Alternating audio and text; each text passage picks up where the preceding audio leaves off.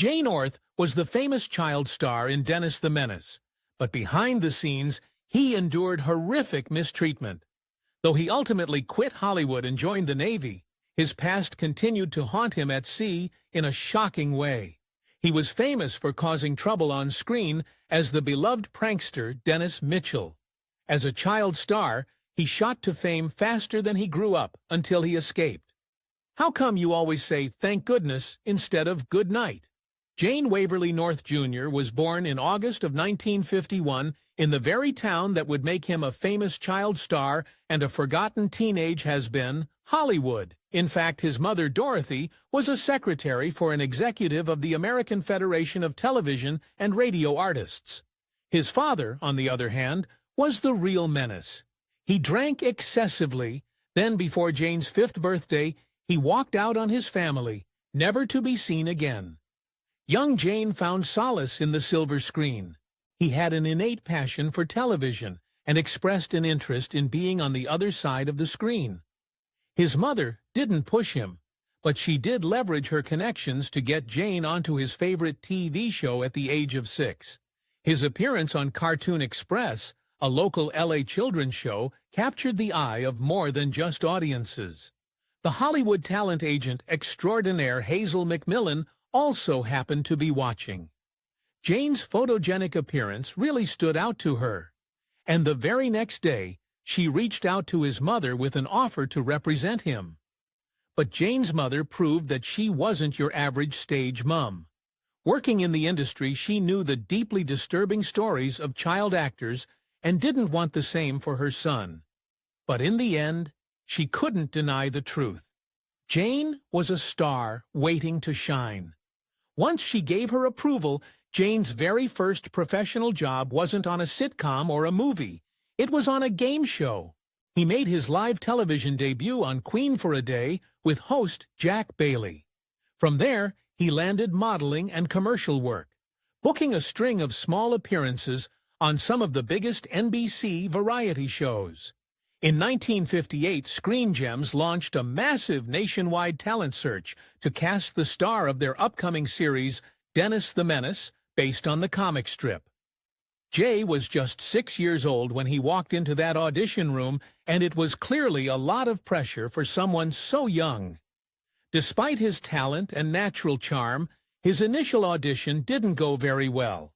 In fact, it went so poorly that it could have ended his career before it even began. However, McMillan proved why she was the best agent in the business. She pushed the studio to give him a second chance.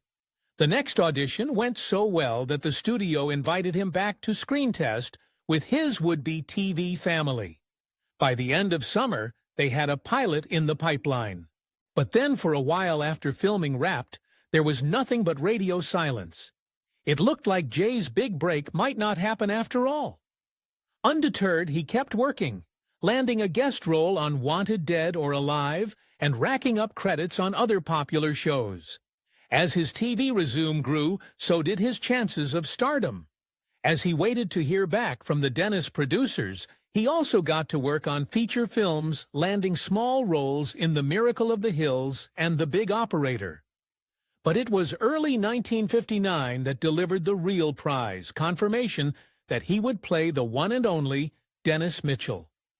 Jay already resembled Dennis from the comics, but that wasn't good enough for the network. The producers wanted total accuracy.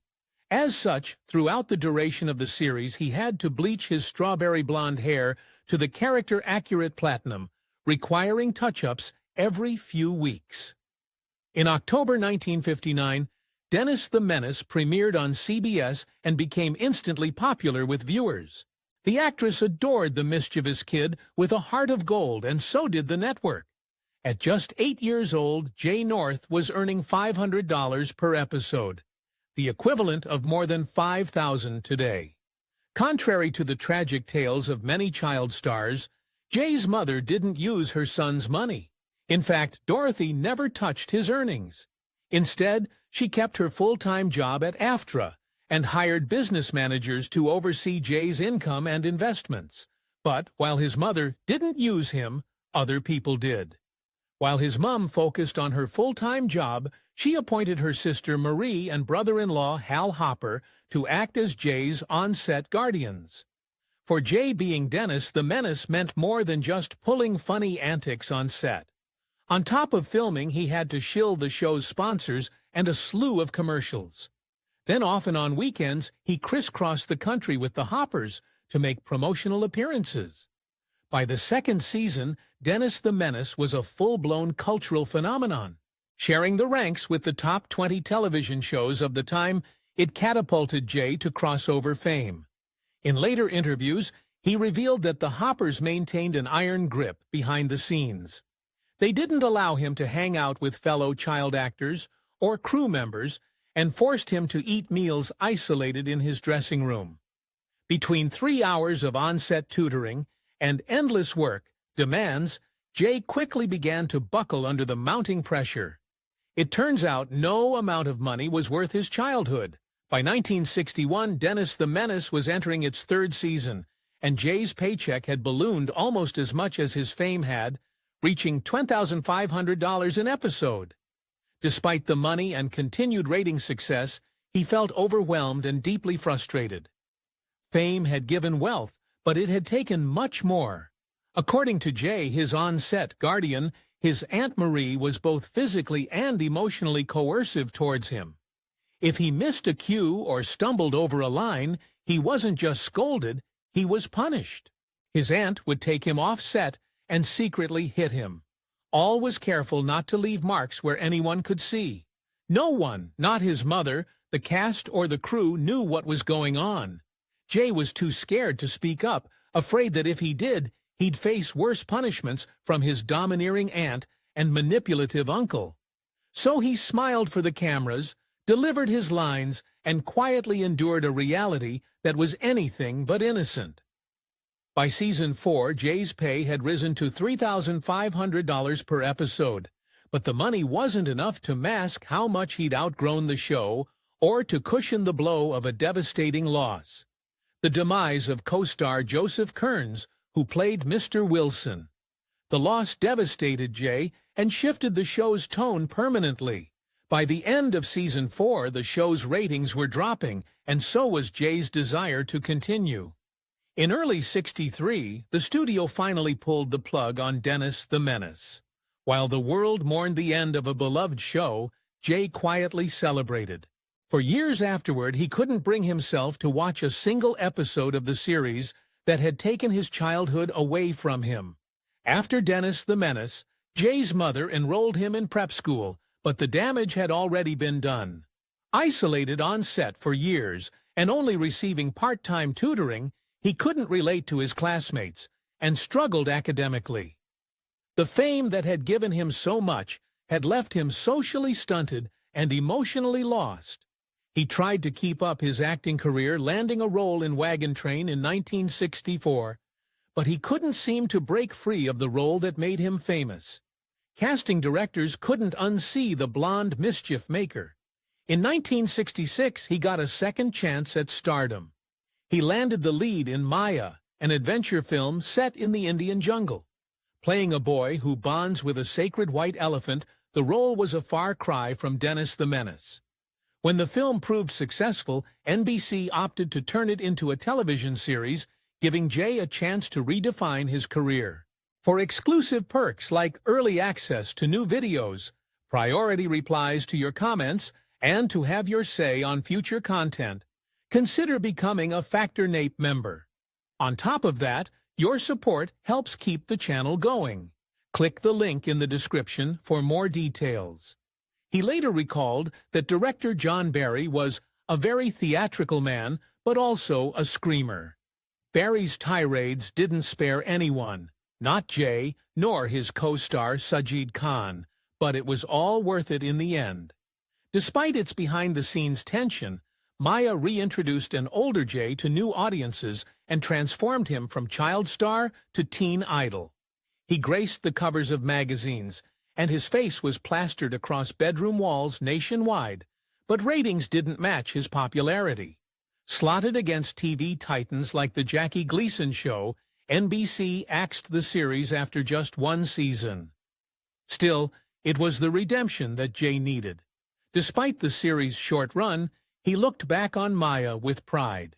With a more serious acting credit to his name, once filming on the series wrapped, he returned to high school and graduated in 1969. It seemed like he'd found his real role in life at last.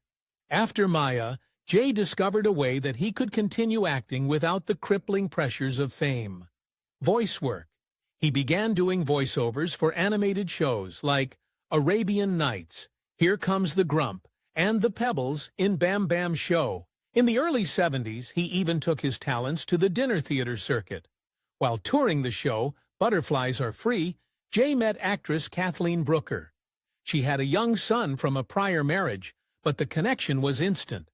After returning to Los Angeles in mid-1973, they got married. Sadly, the honeymoon lasted as long as a curtain call. The couple separated in April 1974 and were divorced by October. That same year, Jay shocked audiences with his final leading role in The Teacher, an R-rated thriller that showed just how far he'd come from Dennis the Menace. Despite a solid performance that critics praised, fans still couldn't separate Jay from his child star image.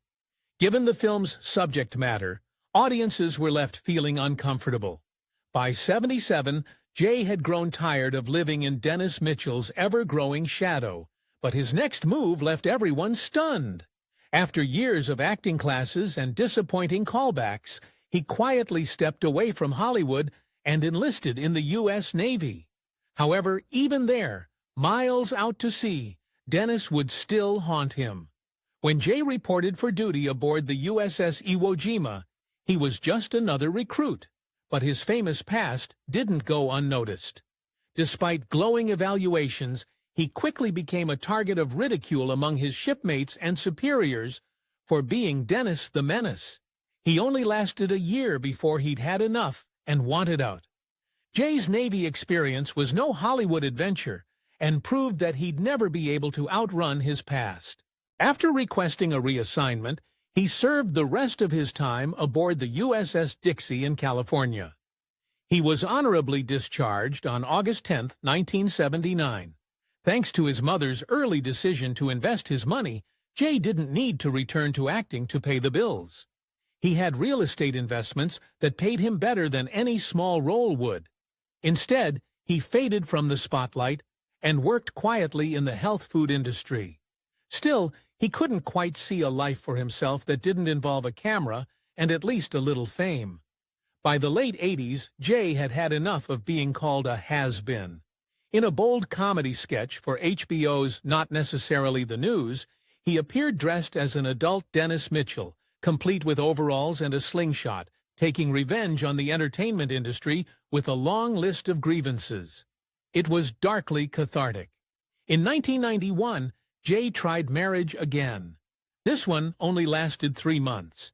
He had wrestled with his trying love life, but all of that was about to change.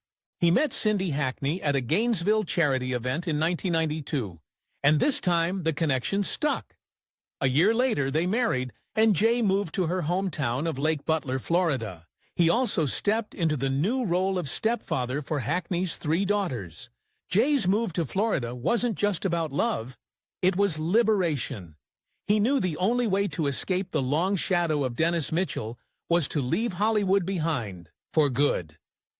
When the 1993 Dennis the Menace movie came out, curious critics and film fans couldn't help but wonder what happened to the original Dennis Mitchell. Rather than shy away from his past, Jay exposed it.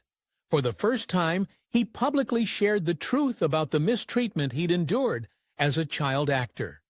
By 1997, he was ready to face the past without fear. He started attending fan conventions and working with at-risk youth in Florida's juvenile justice system. As a correctional officer, he used his painful experiences to help kids on the edge. He also began working with a minor consideration, an organization set up to support child stars. Jay stayed in Lake Butler and remained married to his third wife until his final day on April 6, 2025, when he succumbed to cancer at the age of 73. If you enjoyed this Factinate video, give it a thumbs up and subscribe for more incredible stories. If you want to see and who we cover next, join our membership program through the link in the description for exclusive perks. Your support means everything to us. Thanks for watching, and we'll see you in the next one.